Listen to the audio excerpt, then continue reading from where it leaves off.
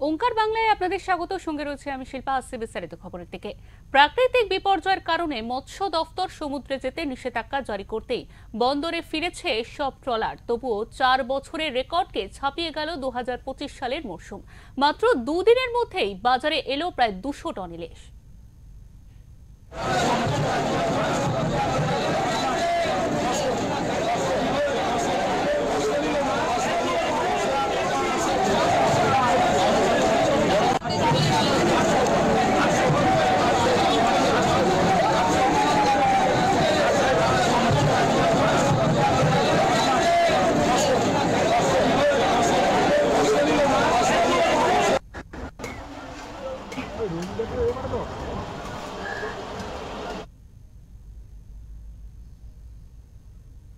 উল্লেখ্য, শেষ ban period উঠেছিল গত 14 জুন। তারপরে ইলিশের সন্ধানে বেরিয়ে পড়ে মৎস্যজীবীরা। কিন্তু 18 জুন আবহাওয়ার অবনতি হওয়ার কারণে ফের নিষেধাজ্ঞা জারি করা হয় মৎস্যজীবীদের জন্য। প্রাকৃতিক বিপর্যয়ের খবরে ইতিমধ্যে বহু ট্রলার সমুদ্র থেকে মাছ ধরে নিয়ে উপকূলে ফিরেছে। 15 থেকে 17 জুন মাত্র দুদিনের মধ্যে বাজারে এসেছে প্রায় 200 টন ইলিশ।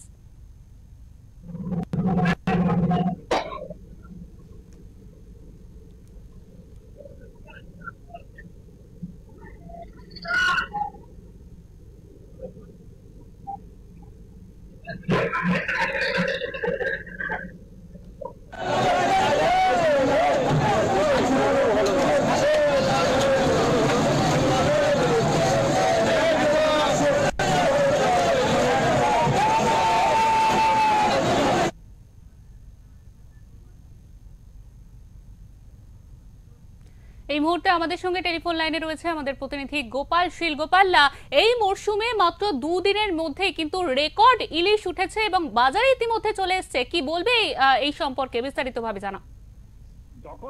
দেখো শিল্পা, তোমাকে বলে রাখি, তুমি জানো ইতিমধ্যে প্রাকৃতিক বিপর্যয়ের একটি আবহাওয়া দপ্তর জানিয়েছিল। সেহেতু 17 তারিখ থেকে প্রশাসনের পক্ষ থেকে এবং বিভিন্ন মৎস্যজীবী ইউনিয়নের পক্ষ থেকে সমুদ্রে যাওয়া মৎস্যজীবীদের ফিরে আসতে বলে। কিন্তু ফিরে যাওয়ার আগে অর্থাৎ ফিরে আসার আগে তারা কিন্তু কাজের কাজ করেছে অনেক মৎস্যজীবী ট্রলার। যে মৎস্যজীবী ট্রলারের সব রেকর্ড সংখ্যক মৎস্যজীবী ট্রলারে ইলিশ মাছ এসেছে। তবে ইলিশ মাছটা রেকর্ড সংখ্যক কেন বলা হচ্ছে? বিগত 4 বছর ধরে বিভিন্ন সময়ে সমুদ্রে যাবার পর বহু কষ্ট করার পর এত ইলিশ ইতিপূর্বে আসে না। তুমি জানো সবে মাত্র ব্যান পিরিয়ড শেষ হয়েছে 14 তারিখ পর্যন্ত, 14 জুলাই, 15 জুলাই, 16 জুলাই কেউ কেউ গেছে। 17 থেকে 18 তারিখের মধ্যে সবাই কিন্তু সুন্দরবনের বিভিন্ন এলাকা, নামখানা, ফ্রেজারগঞ্জ, পাথর প্রতিবাদ, জিপ্লট, ক্যানিং, বাসন্তী, বিভিন্ন জায়গায় যে ট্রলারগুলো ফিরেছে তাদের মধ্যে কেউ লাভবান হয়েছে, কেউ লাভবান হতে পারেনি, কেউ শূন্য হাতে ফিরেছে, কেউ আবার মাছ ভর্তি করে ফিরেছে। ভাগ্যে যার যেমন মাছ হয়েছে তেমন জুটেছে, তেমন এসেছে। তবে ভাগ্যে যাদের জুটেছে তাদের মধ্যে বেশ কয়েকটি ট্রলার রয়েছে, তারা কয়েক টন কিন্তু মাছ ইতিমধ্যে এনেছে এবং রূপালী শস্য বাঙালির পাতে যে আগামী দিনে পড়তে চলেছে, পড়া শুরু হয়েছে, সেটা কিন্তু তার একদম জানান দিয়েছে। তবে আবার আগামীকাল থেকে তারা ট্রলারে মাছ ধরার জন্য সমুদ্রে বেরোচ্ছে। সেই সময় যে আরো মাছ আসবে এলাকায় সেটা কিন্তু একটা পরিষ্কার, কারণ সরকারি পক্ষ থেকে যে ব্যান পিরিয়ডটা ছিল বিগত সময় দেখা গেছে মাছের মৎস্যজীবীরাও চুরি করে বা যে কোনো অসাধু উপায়ে তারা মাছ ধরতো। এবারে কড়াকড়ি যে নিয়ম ছিল, বিশেষ করে ফ্রেজারগঞ্জ কোস্টাল থানা, গোবর্ধনপুর কোস্টাল থানা, রায়দিঘি থানা, কাকদ্বীপ থানা, এই সমস্ত থানার পক্ষ থেকে যেভাবে নজরদারি চালানো হয়েছিল, কোনো মৎস্যজীবী সমুদ্রে মাছ ধরতে পারেনি। সেহেতু তার ফলস্বরূপ মাছগুলো বড় হয়েছে, রূপালী শস্য অনেকটা বড় এবং তার 800 গ্রামের উপরে মাছ ধরা এসেছে। তুমি জানো ছোট ইলিশ ধরতে পারবে না, ছোট ইলিশ ধরলে আইনত অপরাধ। সেহেতু 800 গ্রামের উপর, প্রায় 800 গ্রামের উপরে রূপালী শস্য ইতিমধ্যে কাকদ্বীপ, নামখানা থেকে ডায়মন্ড হারবার বিভিন্ন জায়গায় এসেছে এবং খুশি এলাকার মানুষ, মৎস্যজীবীরাও। শিল্পা, একদমই। গোপাল, তোমাকে অনেক ধন্যবাদ। আমাদের সঙ্গে ছিলেন এতক্ষণ আমাদের প্রতিনিধি গোপাল শীল। তিনি বিস্তারিতভাবে জানাচ্ছেন যে বাংলার যে সমুদ্র তীরবর্তী অঞ্চলগুলি সেখান থেকে এই বছর কিন্তু একেবারে রেকর্ড পরিমাণ রূপালী শস্য উঠেছে এবং একদমই শেষ না, মাত্র 2 দিনে 200 টন ইলিশ উঠেছে এবং তারপরেও কিন্তু আশা করা যাচ্ছে আরো ইলিশ এবারে উঠতে চলেছে। অর্থাৎ বাঙালি কিন্তু একেবারে খুশি, কারণ এবছর বাঙালির পাতে পড়বে বাংলার ইলিশ, কিন্তু বলা যাচ্ছে যে পদ্মার ইলিশ না হলেও বাংলার যে ইলিশ সেই ইলিশ কিন্তু একেবারে বাজার ভর্তি হয়ে গেছে।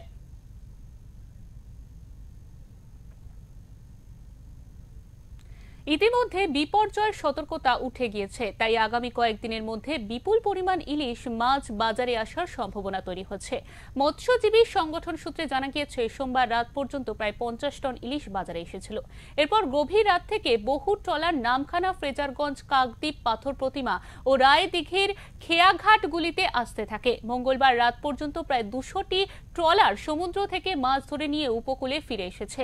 কাকদ্বীপ ফিশারম্যান ওয়েলফেয়ার অ্যাসোসিয়েশনের সম্পাদক বিজন মাইতি জানান, গত 4 বছর ধরে সেভাবে ইলিশের দেখা মেলেনি। মৎস্যজীবীরা আর্থিক ক্ষতির মুখে পড়েছিলেন, কিন্তু 2025 সালের মরশুমের প্রথমেই ভালো ইলিশের দেখা মিলেছে। মৎস্যজীবীরাও খুব খুশি। রবিবার নাকি আমাদের সমস্ত ফিশারম্যানদেরকে উপকূলে চলে আসতে বলেছে।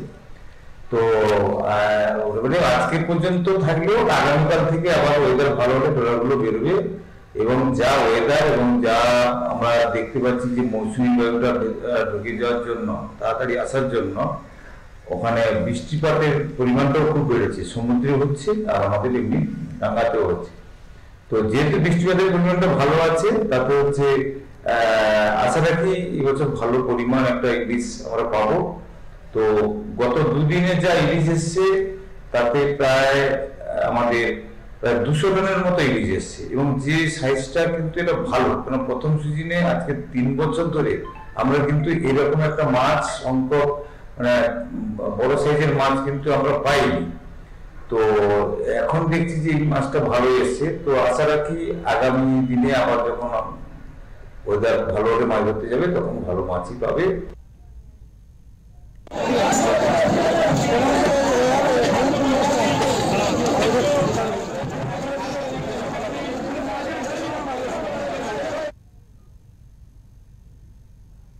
দক্ষিণ 24 পরগনা থেকে গোপাল শীলের রিপোর্ট, ওঙ্কার বাংলা।